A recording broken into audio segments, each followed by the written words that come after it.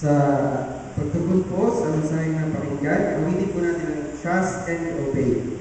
Hymn number 403. Tayo po lahat ay tuloy.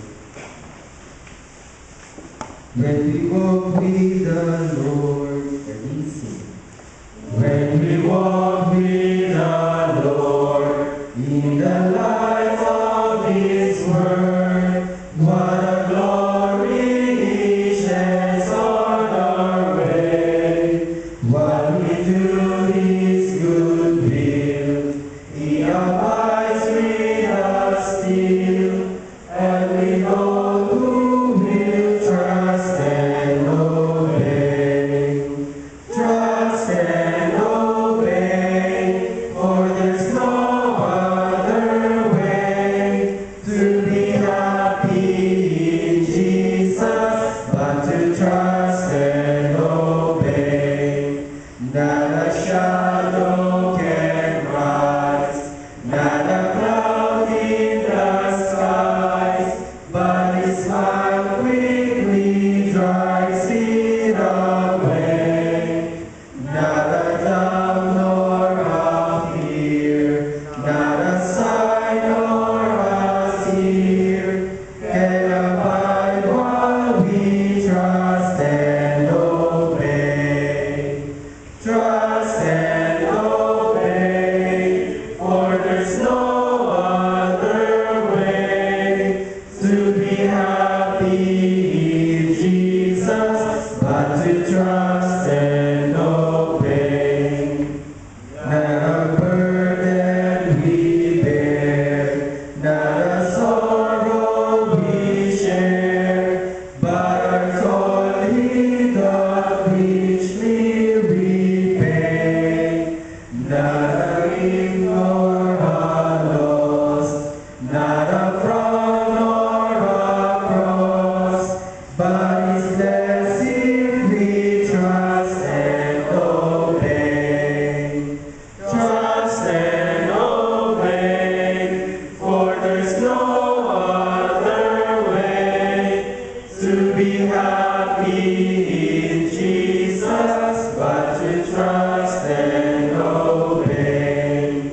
But we never can prove the delights of His love until all on the altar we lay.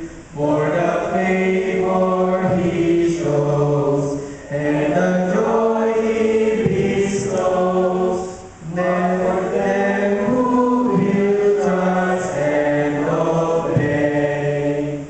Trust and obey, for there's no other way to be happy in Jesus but to trust and obey.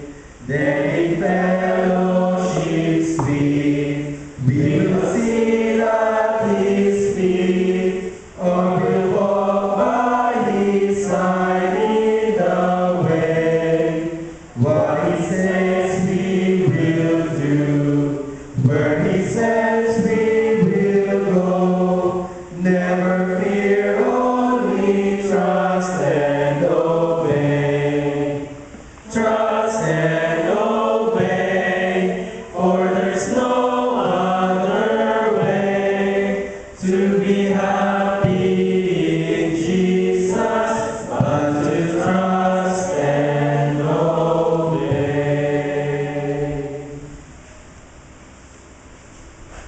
Tayo manalangin. Magpala ng mga pangyarihan sa lahat, salamat Panginoon sa araw ng Sabado na aming tinanggap.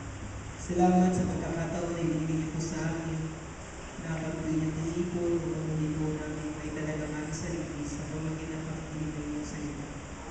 Panginoon, totoo po na kami po bilang mga kabataan na may mga pagsubok sa buhay. Malaki po ang pressure ng kaaway na binibigay sa amin upang manhis po ang aming focus, ang aming pagtatalaga. Pero naniwala kayo Panginoon na ang kaaway naman mo ang kasilid na gumagawa ba ng Espiritu sa pamagitan ng pagpapalang biyaya na ipagkaloob sa amin ang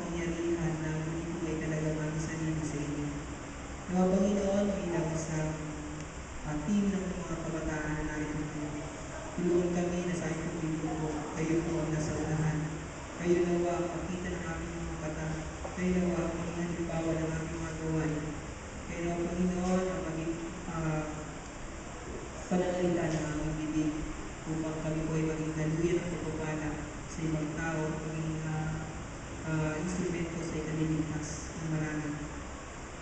Pagpapayan niyo po ang aming mga sarili, Panginoon, para kasi kami sa aming physical na pangatawan at higit sa lahat sa aming spiritual na pamumuhay. Tulungan kayo, Panginoon, na makamulingkod lamang sa iyo at wala na.